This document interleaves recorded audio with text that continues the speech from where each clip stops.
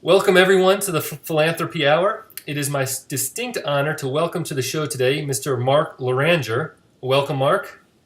Hello, Greg. Good to see you. Good to see you as well. Mark is currently the CEO of Chrysalis, organization here in Los Angeles that is serving the homeless on a pathway to sustainability. Mark also has a long and diverse career both in the private and public sectors. And so why don't you tell us a little bit about your career and how you ended up where you are now? Sure. Well, I started out of school with an engineering degree and went to work for IBM as an engineer. So clearly running a nonprofit is very relevant to being an electrical engineer. But I did that work for a few years with IBM and decided I liked people more than I liked machines. So I went into sales and marketing for IBM and did that for about 7 years. And my wife and I were on the East Coast. We both grew up in California and decided to move back. And the deal was first that's what part of the state we were going to end up in. I grew up in San Francisco. My wife grew up down here in LA, so the fact that I'm in LA says that she won that deal. She got a job before I did, so I had to figure out what I was going to do. And so when we moved back to California, I started a restaurant delivery service. So we delivered for about 120 different restaurants, 2 homes and businesses, and my business partner and I had that for 15 years, grew it to some scale, sold it to a competitor, worked out pretty well for us, and so I had some resources after that transaction and had the chance to kind of sit back and think about what I wanted to do next. And I did some consulting, and one of my consulting clients was a nonprofit. And the thing that I noticed first when I started working with them is these people they seem to really like going to work. They seem really motivated, and they're happy, and they're making a difference. And I'd never really thought about the nonprofit sector as a career path. But it opened my eyes to it. And then through some networking, I got a tip that Chrysalis was looking for somebody to come in to run our social enterprises. And they were looking for the business guy to come in and kind of clean things up and use that entrepreneurial spirit and skill set. And so I ended up here doing that at first, and then after about a year and a half, had the chance to step up to be CEO. So I've been here 7 years now, and absolutely love it. It's by far the best professional experience I've had. Great, and we will get into your experience at Chrysalis, but I first wanted to ask, what is social enterprise, and what does that mean to you? So to me, what social enterprise means is using business principles and business models to solve, or at least attempt to solve, intractable social problems, things that the private sector can't do by itself, and government can't do by itself, and nonprofits can't do by themselves. But if we think of a hybrid set of solutions, particularly using the idea of market supply and demand with a heart, if you can combine that in some way, it's a way of attacking these tough problems in a different way. What's a good example of some current social enterprises that are out there? Well, the ones that I think folks are very familiar with would be something like Tom's Shoes. So their model, it's a for-profit company, but they have built into their business model this idea that for every pair of shoes that a consumer buys, they're going to donate a pair of shoes to somebody in an impoverished country. Now, it's not solely that they're doing that for the good of the recipient of that free product. It's part of their business model and their marketing strategy, but they're solving a problem and they're being really creative about it, and I'm sure their founders feel passionately that they ought to find ways to give back. So they could just take some of their profits and write a check, or they could kind of enroll their customers, in this case, in their program. So it's kind of an interesting way of going about solving a problem where they could just be pocketing that cash if that's what they chose to do. But they built a very successful business in large part because of that philanthropic component, that social mission of their organization. And do you believe that in social enterprise, is there a distinction between being in the private sector versus the nonprofit versus public sector? Most social enterprises tend to be in the not-for-profit sector. but there's a lot of interest in these hybrid corporate governance structures. So you've probably heard of B Corps and other things. To me, it all kind of depends on what's going to work best for the investors, what's going to allow you to accomplish your mission in the most effective way. I think you can have a huge impact as a nonprofit. You can have a huge impact as a B Corp or a for-profit that has a social mission.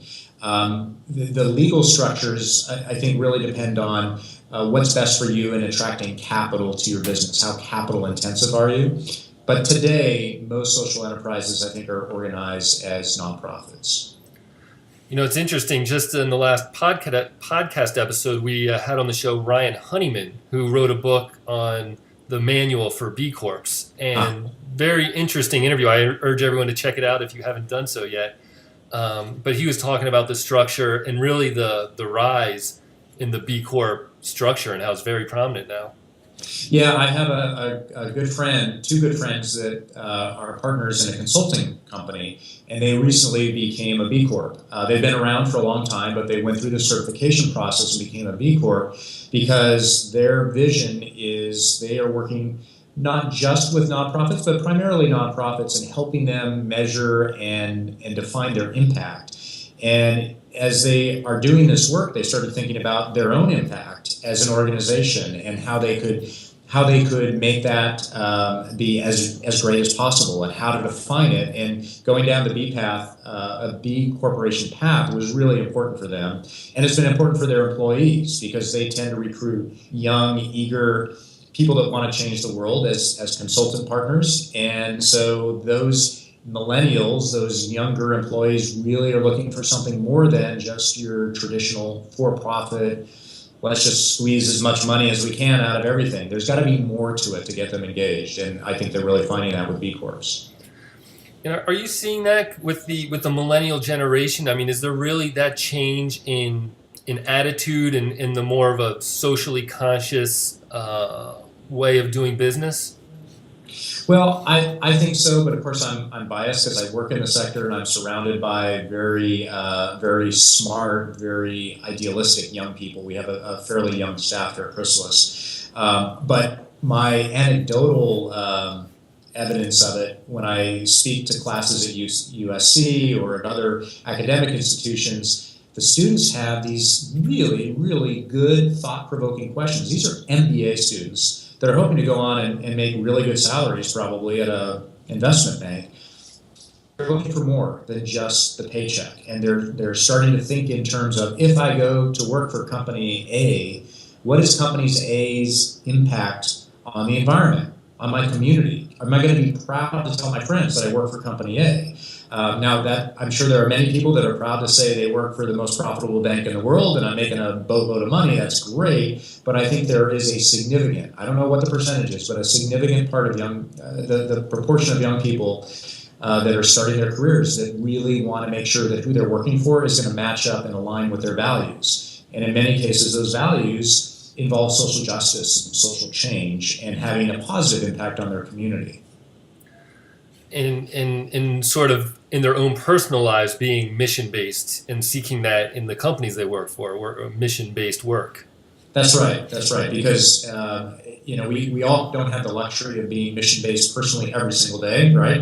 But if we can somehow take that energy and use it in the organization that we're spending a good chunk of our time in every day and feel good at the end of the day that maybe I sold some products, but at the same time I made an impact on some folks. I mean, look at what Starbucks has done with veterans programs. They've really built a very large brand around trying to do some really creative things in terms of offering employment and providing other supports to vets. And it's an authentic program. I know that the company really believes in it, but it's also something that their employees can feel good about and that their investors can feel about it. So it really kind of blends the business model with also doing the right thing in a community.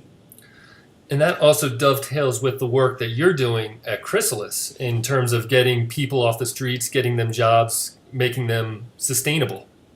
Why don't you tell us about what Chrysalis is and what you're doing? Sure. So our mission at Chrysalis is to work with the formerly homeless and those in poverty to help them get on a path to self-sufficiency through employment. And we do that through our 3 offices, one in the Skid Row area of downtown LA, one in Pacoima in the Valley, and in Santa Monica. We've got a structured set of classes and curriculum that all of our clients go through. It takes about 2 weeks. Focuses on soft skills, focuses on what a resume looks like and a cover letter, all the basics of a job search, things that you and I and your listeners have probably done many times since we were 16. But for most of our clients, they're coming to us from some pretty tough backgrounds. Either they've not held regular employment in a long time, they might have been involved in the criminal justice system, they might have been displaced by a corporate downsizing, and the only job they've known is manufacturing. And now they don't have any skills that they can take to another employer. So being disconnected from the workforce is really the common thing our men and women experience. But after they've finished our curriculum, this is where the real magic happens. They get matched up with one of our case managers. We call them employment specialists. And they're working with them one-on-one to address the specific barriers and issues that they might have. And our employment specialists would probably tell you that 75% of the conversations they have with their clients have nothing to do with employment. It has to do with their housing situation, child custody issues, transportation issues, back fines that need to be paid off before they can get a driver's license, before they can get that job that requires a car. All of that stuff has to be somehow addressed and dealt with. And that's what we do every day. Lots of long, hard conversations sometimes with our clients and application of various resources and programs that we have available to help our clients overcome those kind of barriers. That's how they're going to end up being successful in finding that job. And what kind of success are you experiencing there? So this year we will help about 2,000 of our clients find success in getting a job. It's a big number, and we're very, very proud of it, but I think it also demonstrates the need here in LA. Since the economic downturn in 2008, 2009, we've had about a 65% increase in the number of clients coming to us for services. And although we've seen that number taper off in the last couple of years, we're still growing at double-digit rates. And I would like to think it's only because of our reputation in the market, I'm sure that's part of it, but a big part of it is the demand is there. There are a lot of men and women in Los Angeles that want to work, and they don't want to hand out, they just want to hand out. But that means that they've got to do some work themselves to get ready to get re-engaged with the workforce.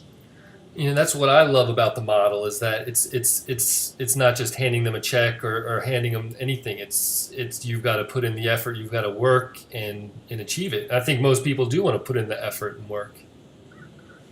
Yeah, in fact, most of our clients our average age is 43, as a matter of fact. And our model is not particularly effective with young people. And our research has shown the reason that is that they are not ready to admit that they need to change. If you're 18 or 20 or 24, you don't have enough life experience to have tried a lot of different things and figured out that nothing seems to be working for you. But by the time you're 40, if you've been in and out of prison, if you've not been able to hold down a job consistently, if you have a resume that looks like a blank sheet of paper, then at least you're open to the suggestion that there might be some hard work required to overcome some of those barriers. And so I think that's why we've got a pretty good success rate, is that the clients that come to us know that if you need heavy-duty employment services, and if you're ready, Chrysalis is the place to come. If you're not ready, if you're not open to the idea that you might have to do some hard work and you want to hand out, don't come here, because you're not going to find it. How do you measure success? Is it job placement? Yeah, we measure it in a few ways. So we measure it by the number of jobs that our clients get. And in fact, we have this tradition that when somebody gets a job in one of our offices, they ring a bell. We call it our success bell. It's a handheld bell. And in fact, if a bell ringing happens right now, I have to leave because it's a requirement. If you're in the office and there's a bell ringing, everybody gathers out in the lobby. And we hear the story of the client. They talk about what job they got, how they got it, and words of advice that they have for the folks that are still looking. By far the best part of the day for any of us. And so we certainly measure that as a marker of success, but that's not good enough, because the academic research shows that for folks like we serve, if they can hold a job for 12 months, the trajectory is going to be good.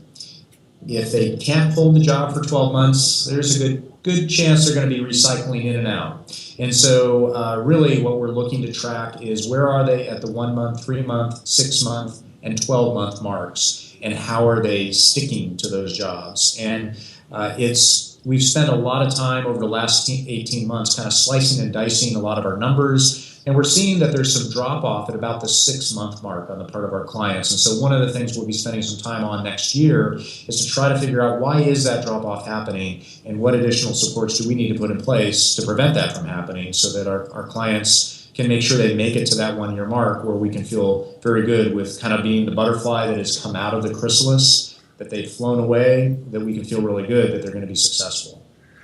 Well, I really hope a bell rings during this conversation. That would be awesome. I try to carry my laptop out there. Yeah, we'd all get a show.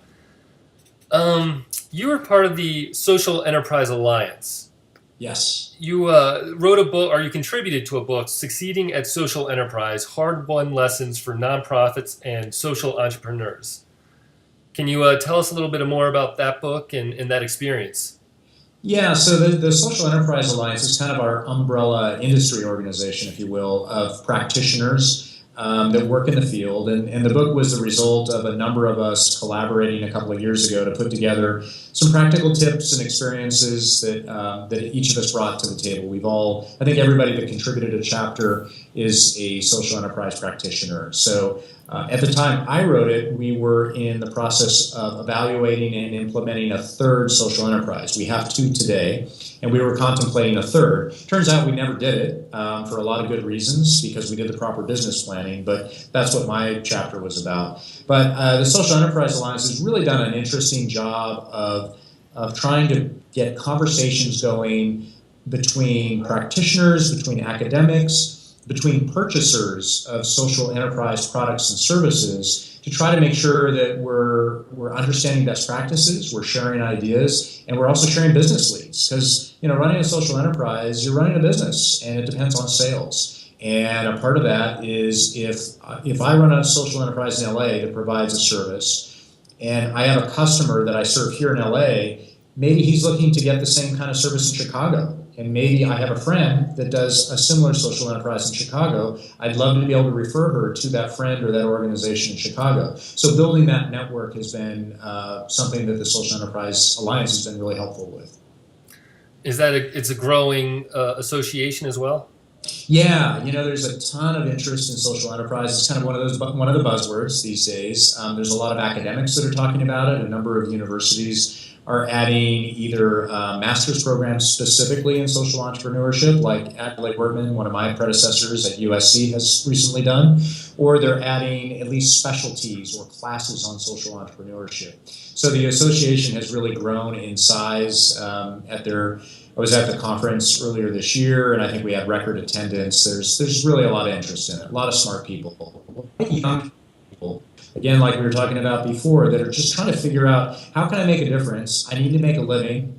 Maybe I want to get rich too, but is there a way I can get rich and also make a big impact in the world at the same time without destroying the world? Are there things I can do there? And social enterprise might be a way to do it. So what does social enterprise have an effect in terms of philanthropy and in the fundraising sector especially? Is at the same time that a lot of young entrepreneurs are looking to make a difference, there's also a lot of funders who are looking to make an impact as well. Yeah, so the interesting thing about most of us that run social enterprises is we're building these business plans and we're balancing mission and profit all the time. So every business, for-profit business, has got to measure a bottom line, and they have to be accountable to their investors, to their board of directors, to their stockholders. But if you have a nonprofit, we're responsible to the community, we're responsible to the clients that we serve, and we also have the bottom line that we have to manage. And so there's this constant balancing between when do you invest in your mission and what impact might that have on your bottom line? Should your social enterprise make a profit? Should it be at a loss? In our case, we run two social enterprises that are providing transitional jobs for a subset of our clients. So we might serve 3,000 clients this year, but we have about 500 of them that we will employ ourselves. And these are clients that have barriers that are really holding them back from being able to go out and get a job right off the bat. So we'll hire them. And the idea is that they work for us for 6 to 12 months, gain some real skills, build their resume, make some money, but most importantly, position themselves to go on to get what we call an outside job, a job outside of Chrysalis. So the two businesses are profitable. We don't call it profit, we call it margin on an operating basis. But to get one of these workers skilled up into our program, trained, supervised, all the rest of it, it eats up all of that profit. So it's a very expensive business to run because we've got all this extra overhead, and it's the nature of who we've chosen to hire, who we've chosen to serve. For example, one of our businesses is a professional street cleaning and maintenance business. We do graffiti removal, pressure washing, can and broom sweeping with primarily business improvement districts, and we compete with the private sector for those contracts. The private sector contractors don't have nearly the management and supervision overhead that we have here at Chrysalis, because they're hiring workers that are either already skilled up, or if they don't work out, they fire them immediately. That's not our model. We want to work with somebody, coach them, get them up to speed. That's just more expensive. So we're always having to figure out, where do we need to price our product in market? What margin is that going to drive? And if we're going to have a shortfall, if we're going to lose money, how do we fundraise for it?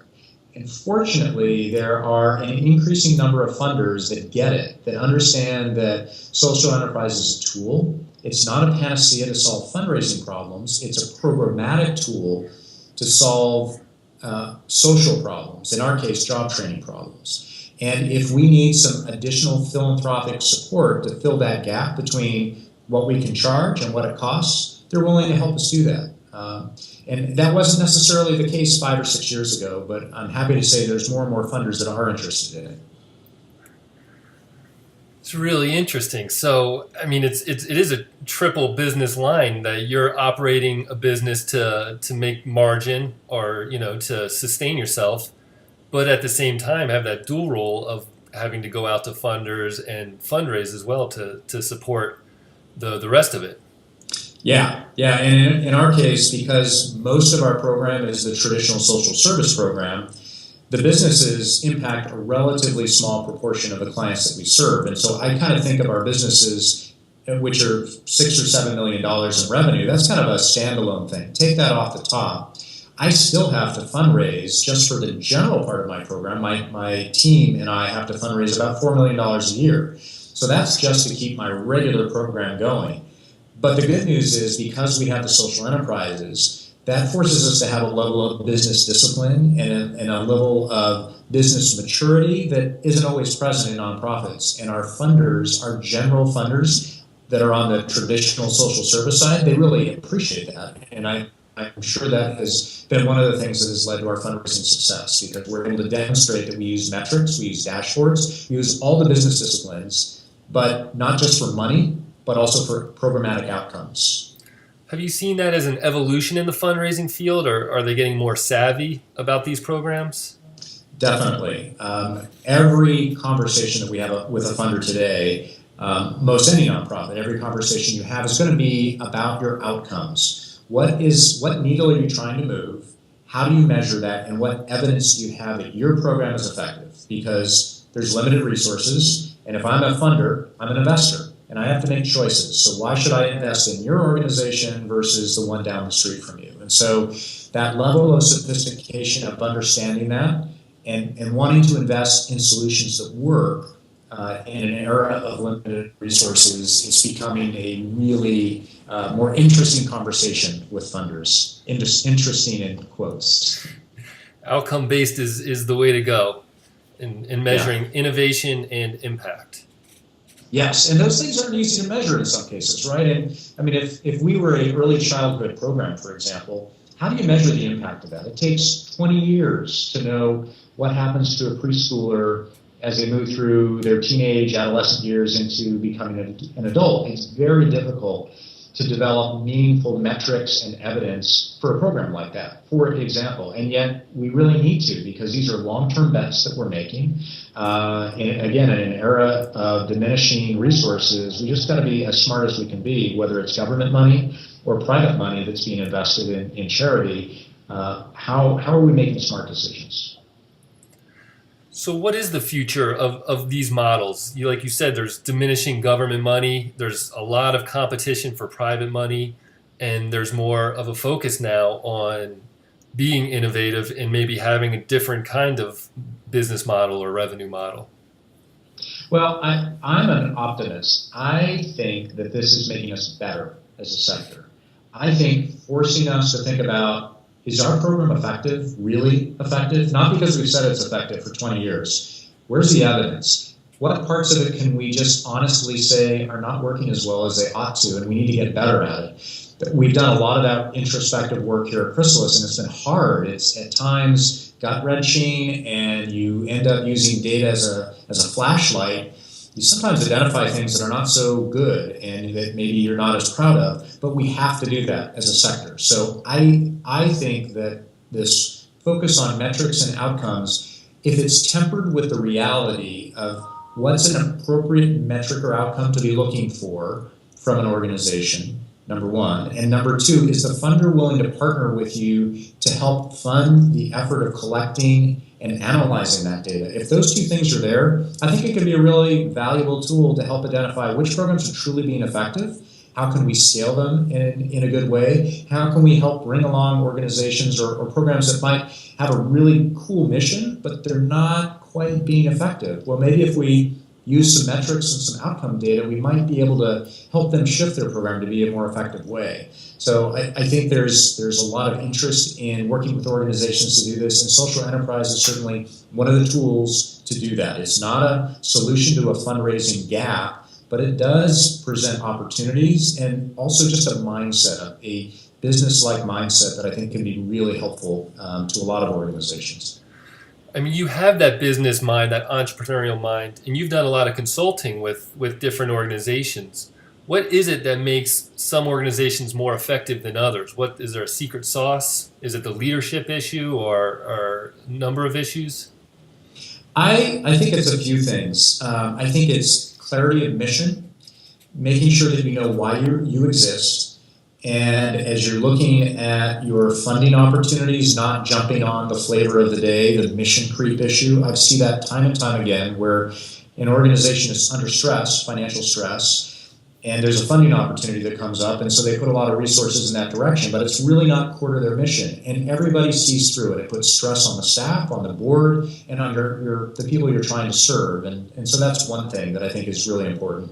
I think the other is being as honest and transparent with your board, with your funders, and your staff as you can.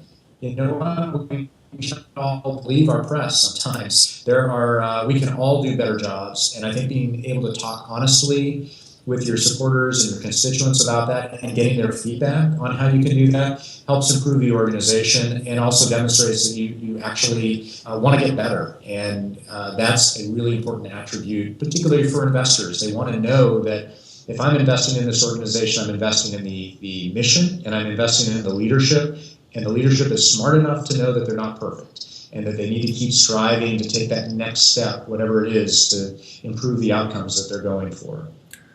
Volunteer leadership is something we talk a lot about here, having a good, strong board of directors. Everyone mentions that, from the funders to the supply side. How do you choose your board of directors? And is it easy, or what issues and challenges are there in working with the board?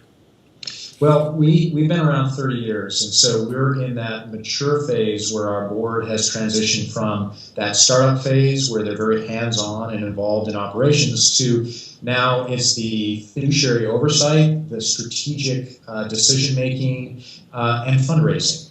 And so the folks that are attracted to our board are people that are really passionate about the workforce challenges that our community in LA faces. But they don't want to get their fingers involved in every detail of running the organization. That's why they hire me. That's why they provide me the resources to hire great staff.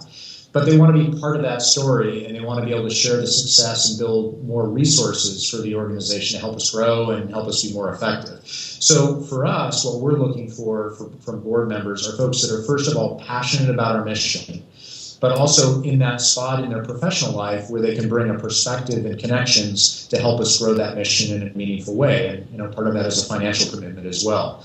But I think anytime you start talking about board members and that recruiting, it's got to start with the spark. What is it about the mission that we do here that would make you want to spend your time and your treasure volunteering? And I recently was exposed to an organization through the Social Venture Partners Fast Pitch process that their mission really sparked to me because of something that happened to me when I was a kid in my educational system. So I'm interested in joining their board, not because I need a board to join, but because their mission really resonates with me, and I think I have something of value to bring. Because you were inspired. Exactly. Yep. I joined you in the Social Venture Partners Fast Pitch competition as a coach. A wonderful experience, inspiring experience. I saw a lot of young leaders with great organizations and, probably need a little more direction in terms of management, in terms of growing it, but the passion and the inspiration are there. So I want to ask you, what's your advice for budding social entrepreneurs? Be bold, think big, but also be humble enough to accept any and all suggestions. You got to somehow set up a filtering system that is a funnel, and you can take all of these suggestions, all these great ideas, and then distill them down to which ones are going to be true to your mission and to your work that you're trying to accomplish. But you got to cast a really wide net and collect a lot of ideas, network with a lot of people. It's hard work. It's really hard. I for a long time resisted the networking thing. I didn't quite understand what networking was about. Now I totally get it, particularly as a fundraiser. It's crucial. But even taking it beyond the fundraising aspect, being able to network with a wide variety of people forces you to think differently. It forces you to question your own beliefs, your own ideas, and that's a healthy thing. And so as you're an entrepreneur and trying to figure out your way in the world and how can you create this new venture, I think being open to listen to a lot of different ideas, some of which may be contrary to your beliefs, doesn't mean you have to accept them, but it makes you think. And that could be a really valuable part of the process. It's hard work, but it's worth the journey. Yeah, I think so. Well, easy for me to say because I'm not struggling to raise the dollar to put food on the table every day. Yeah, but you're in it every day, and you're there helping other people get on their feet and start their own journeys. We're trying to do it. Yeah.